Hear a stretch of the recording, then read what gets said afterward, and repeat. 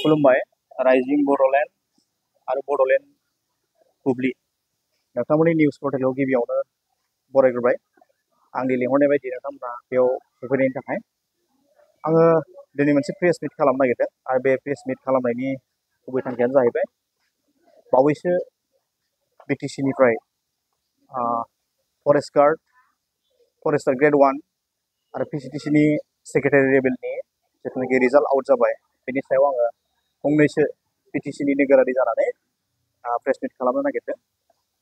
दा आं गिबियाव बिटिसि गभर्नमेन्टखौ गिबियावनो आङो साबायखर बावग्रोगोन बे गासै पस्टखौ क्रिएट खालामनायनि थाखाय। दा बिनि उनाव आङो बेखौनो बुंगोन जे रिजाल्ट ओंखारनायनि माखासे समनि उननिफ्रायनो ससियेल मिडियायाव गोबां भाइरेल जादों जे सोरबाया साख्रिखौ मोननो थाखाय गोबां बिबांनि रां होनांदों, सोरबाया मेरिट थानानै बे साख्रिखौ मोननो हायाखै। दा बेफोरबायदि ससियेल मिडियायाव गोबां भाइरेल जानायखौ जोङो नुनो मोनदों। दा आं बेनि सायाव सरकारखौ खावलायगोन गिबियावनो जाहाथे सरकारा बेनि सायाव मोजां रोखोमै तदन्त खालामो। मानो होनोब्ला सरकारा बेवहाय दायथ' थाबाय जे रांखौ लामारदोंब्ला रांखौ लानानैसो साख्रिखौ गोमादोंब्ला सोर होदों, बबे लेभेलाव जादों बे खामानिया, दा बेखौ सरकारा तदन्त खालामनांगौ। आरो बेनि सायाव जुदि ओंखारमारोब्ला सरकारा जायफोर बेक्तिया जायफोर अफिसार्सफ्रा बे खामानिखौ मावदों बेनि सायावहाय गोख्रों राहा लानांगौ। मानो होनोब्ला जोंनि बिटिसि ओनसोलाव थानाय मेरिट थानाय स्टुडेन्टफ्रा दिनैहाय बे साख्रिखौ मोननो हायाखै होननानै अजद दिखांदों। दा बेनि थाखायनो आङो बिटिसिनि सासे नोगोरारि जानानै बेखौहाय सरकारनिसिम खावलायबाय। मानो होनोब्ला जोंनि बिटिसिआव थानाय गोरों गोरों गथ'फोरा जुदि बेफोरबायदि रांजोंसो जुदि साख्रिखौ मोनोब्ला जोंनि बिटिसिआव थानाय गोरों गोरों गथ'फोरा साख्रिनिफ्राय बन्सित जानानै थालांगोन आरो बिथांमोननि गावखौ सुंथानायनि राहाया गोमागोन होननानै जोङो बयबो बुजिनो हायो। दा बेनिखायनो जिहेतु दानि सोलिफुबाय थानाय बिटिसि गभर्नमेन्ट एबा बिटिआर गभर्नमेन्ट, बिथांमोना बिटिआर गभर्नमेन्ट होनबाय थायो, बिटिसि गभर्नमेन्ट जायफोरा सालायगासिनो दङ बिथांमोनहा बुंबाय थायो जे गुड गभर्नेन्स होननानै। जाख्ल'नाय गैयै सरकार सालायदों होननानै बिथांमोनहा बुंबाय थायो। मोजां, जाख्ल'नाय गैयै सरकार सालायदोंबा बिथांमोनहा मोजां। नाथाय दिनै ससियेल मिडियायाव गोबां भाइरेल जाबाय, गोबाङै गोसारबाय। दा बेनि सायाव बिथांमोना तदन्तखौ खालामथारनांगोन, होमबासो बिथांमोननि जिथुनाखि गुड गभर्नेन्स, जाख्ल'नाय गैयै सरकार सालायनाय, बियो बिथांमोना बेखौहाय प्रुभ खालामनो हागोन। नङाब्ला रायजोफोरनि गेजेराव बियो गुबुंले बार बारगोन होननानै जोङो बुंनो हायो। फरेस्टार ग्रेड 1, फरेस्ट गार्ड आरो पिसिटिसि लेभेलनि सेक्रेटारि, बेवहाय जेसेबांखि पस्ट ओंखारदोंमोन बेनि डिपार्टमेन्टआ एडभार्टाइजमेन्टखौ होबाय फरेस्ट गार्ड, फरेस्ट ग्रेड 1 आरो पिसिटिसि लेभेलनि सेक्रेटारि।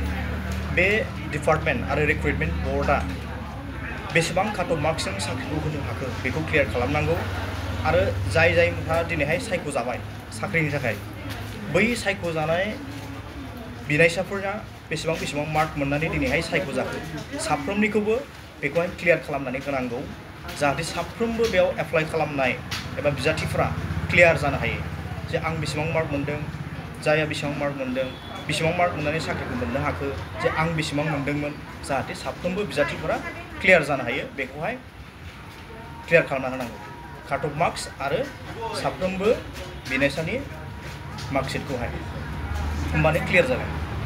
दा बेखिनियावनो आङो जोबथारनायाव बुंनो सानबावदों जे बेखौहाय साफ्रोमबो बिजाथिफोराबो जायफ्रा एप्लाइ खालामदोंमोन, जायफ्रा दिनै सायख'जायाखिसै, बिथांमोनहाबो दायथ' थायो जे बिथांमोनहाबो मोनसे लामा दङ।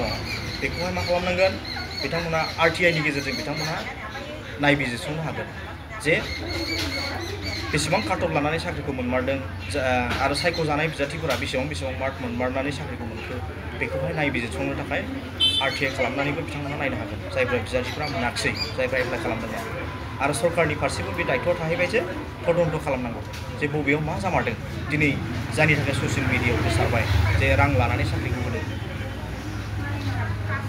बेनिफ्राय नेक्स्ट एडभार्टाइजमेन्ट होयोब्ला सरकार गोदान जानायनि उनाव सरकाराथ' जोबनोसै सरकार गोदान जानायनि उनाव जिबिलाकनाखि एडभार्टाइजमेन्ट ओंखारगोन साख्रिनि पस्ट ओंखारगोन जाहाथे बै पस्टफोराव साख्रि थिसननाया जाहाथे ट्रान्सपारेन्ट जायो जाहाथे थाइसेबो रां लानानै रावबो बिजाथिया साख्रिखौ लानो गोनां जाया बेखौ जाहाथे जायखि सरकार फैया मानो बिथांमोना जाहाथे मोजाङै नायबिजिरो मोजाङै सरकारखौ सालायो बेखौ आङो बिटिसिनि सासे नोगोरारि जानानै खावलायहरबाय मानो होनोब्ला जोंनि बिटिसिया गोबां खस्थ' खालामनानै मोननाय 2003 मायथाइयाव जों बिटिसि मोनदों बिनि उनाव फैनानै आरोबाव 2020आव बिटिआर एकर्ड जाबावबाय बिटिसिनि सिङावनो दा बेखायनो जोङो गावखुंथाय जिहेतु मोनबाय गावखुंथाय मोननानैबो जुदि जोङो जोंनि बिटिसि ओनसोलाव थानाय गोरों गथ'फोरखौ मेरिट गथ'फोरखौ जोङो जुदि साख्रिफ्राव थिसनथाय होनो हायाब्ला बे जोंनि थाखाय फेलें जागोन दा बेनिखायनो जायखि सरकार फैया मानो मोजाङै थिसनथाय होनांगौ ट्रान्सपारेन्टलि जायफ्रा मेरिट गोनां बिसोरो थिसनथायखौ मोननांगौ बेखौनो आङो खावलायो दा जोबथारनायाव आरोबाव आङो बिटिसि सरकारखौ खेबसेबाव खावलायबाय बेनि सायाव तदन्त खालामनो थाखाय आरो बेखिनिखौनो आङो बुंनानै आंनि दिनैनि प्रेसखौ होनो जाबाय खुलुमबाय।